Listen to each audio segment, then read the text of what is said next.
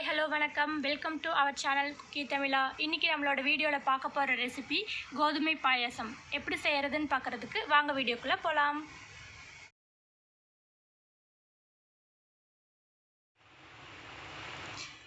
இன்றைக்கி கோதுமை பாயாசம் செய்கிறதுக்கு தேவையான பொருட்கள் என்னென்னு பார்க்கலாம். இது பாயாச கோதுமையை வந்து இதில் 1 டம்ளர் எடுத்துருக்கோம். பாயாசத்துக்குன்னு நம்ம கேட்டோம்னா கடைகளில் டிபார்ட்மெண்ட் ஸ்டோர்ஸ்லாம் கொடுப்பாங்க.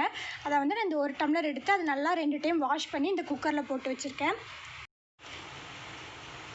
தேங்காயோட முதல் பால், தேங்காய் நம்ம மிக்சியில் போட்டு அரைச்சி எடுத்துடல, முதல் பால் தனியாகவும் 2வது பால் 3வது பால் தனியாகவும் எடுத்து வச்சுருக்கோம். அப்புறம் தேவையான அளவு கரும்பு சர்க்கரை, நீங்கள் கருப்பட்டி வெல்லம் எது வேணால் போட்டுக்கலாம். அப்புறம் தேவையான அளவு நெய். நீங்கள் வந்து முந்திரி இதெல்லாம் போடுற மாதிரி இருந்தால் நீங்கள் போட்டுக்கலாம். இந்த கோதுமைக்கு வந்து நம்ம 1 டம்ளர் கோதுமைக்கு இந்த பால் 2வது பால் 3வது பால் எவ்வளோ வருதுன்னு பார்த்துட்டு நம்ம ஊற்றிக்கலாம்.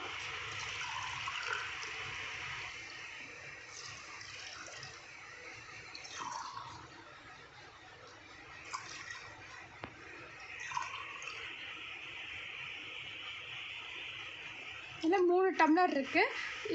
1 டம்ளருக்கு 3 டம்ளர் ஊற்றினா கரெக்டாக இருக்கும். நம்ம இதில் வந்து 5 விசில், இதை வந்து குக்கர் போட்டு மூடி நல்லா 5 விசில் விட போகிறோம். இப்போ நம்ம இந்த பால் இதில் ஊற்றியாச்சு. இதை க்ளோஸ் பண்ணிவிட்டு நம்ம அடுப்பு பற்ற வச்சுக்கலாம். இது நல்லா 5 விசில் வரணும். அது வரைக்கும் நம்ம வெயிட் பண்ணிவிட்டு அதுக்கப்புறமா ஓப்பன் பண்ணி எப்படி இருக்குன்னு பார்க்கலாம். இப்போ 5 விசில் வந்துடுச்சு. இது ஓப்பன் பண்ணி எப்படி இருக்குன்னு பார்க்கலாம்.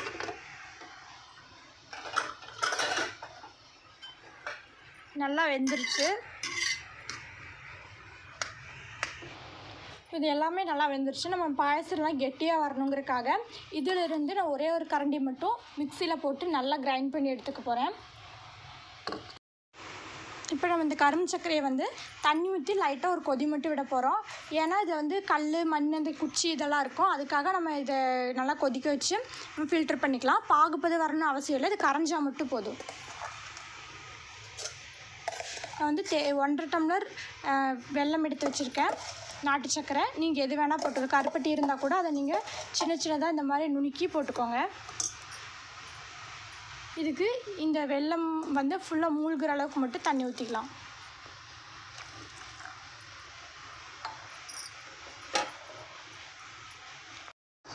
இப்போ இந்த இருக்கிற வெல்லம் ஃபுல்லாக கரைஞ்சிடுச்சு. நம்மளுக்கு இதே போதும், ஆஃப் பண்ணிடலாம்.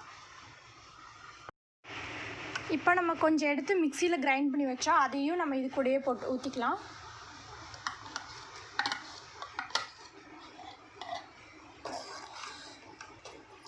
இதை மிக்ஸ் பண்ணிவிட்டு நம்ம இதில் வந்து காய்ச்சி வச்சுருக்கிற இந்த வெள்ளைப்பாகையும் நம்ம இதிலே உள்ளே ஊற்றிக்கலாம். இப்போ நம்ம இந்த மிக்ஸில் அரைச்சோம் இல்லையா, அதில் நிறைய ஒட்டி இருக்கும். நம்ம அதிலே தண்ணி ஊற்றி அந்த தண்ணியே இது கூடயே ஊற்றிக்கலாம். இப்போ நம்ம இது வந்து கொதிக்க வச்சு எடுத்து வச்சுருக்கோம். இந்த வெள்ளை இதை வந்து நம்ம இதில் ஊற்றிக்கலாம். ஃபில்டர் பண்ணி எடுத்துக்கலாம். நம்ம எந்த கப்பில் கோதுமை எடுத்தோமோ அதே கப்பில் நான் 1 டம்ளர் வந்து அந்த வெள்ளை இதை எடுத்து வச்சுருக்கேன், வெள்ளை தண்ணியை. அதே நம்ம இது கூடயே ஊற்றிக்கலாம்.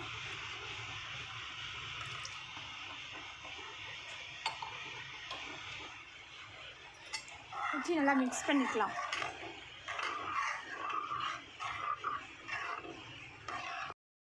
அந்த வெள்ளத்தை இதில் ஃபில்ட்ரு பண்ணி உள்ளே ஊற்றியாச்சு. இப்போ இது நல்லா ஒரு கொதி வரணும், அது வரைக்கும் நம்ம வெயிட் பண்ணிக்கலாம். இந்த ஸ்டேஜில் பாயாசம் வந்து நல்லா மணமாக இருக்கணுங்கிறதுக்காக நாங்கள் வந்து 2 ஏலக்காய் போடுறோம். நீங்கள் உங்களுக்கு வேணும்னா நீங்கள் போட்டுக்கலாம், வேண்டான்னா விட்டுடலாம். இதை வந்து லைட்டாக வறுத்துட்டு அப்புறமா இதை வந்து நுணுக்கிக்கலாம்.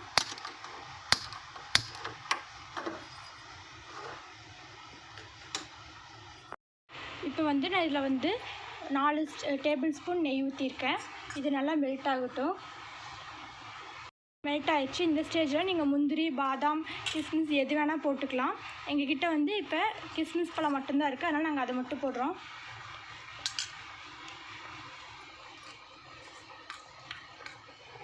இல்லை அது எதுவுமே இல்லை அப்படின்னு நினைக்கிறவங்க தேங்காயை கூட சின்ன சின்னதாக கட் பண்ணி இந்த நெய்யில் போட்டு நல்லா வறுத்ததுக்கப்புறமா பொன்னிறமாகும், அப்போ வந்து நீங்கள் ஆட் பண்ணிக்கலாம். அது வேண்டாம், நீங்கள் எதுவுமே வேண்டாம் அப்படின்னா நீங்கள் எதுவுமே போடாமல் அப்படியே ப்ளைனாக செஞ்சாலும் நல்லா டேஸ்ட்டாக இருக்கும். இப்போ இந்த கிஸ்மிஸ் பழம் வந்து நல்லா கொல்லி வந்துருச்சு. இது நெய்யோடு சேர்த்து நம்ம இந்த பாயசத்துக்குள்ளே இதை ஊற்றிடலாம்.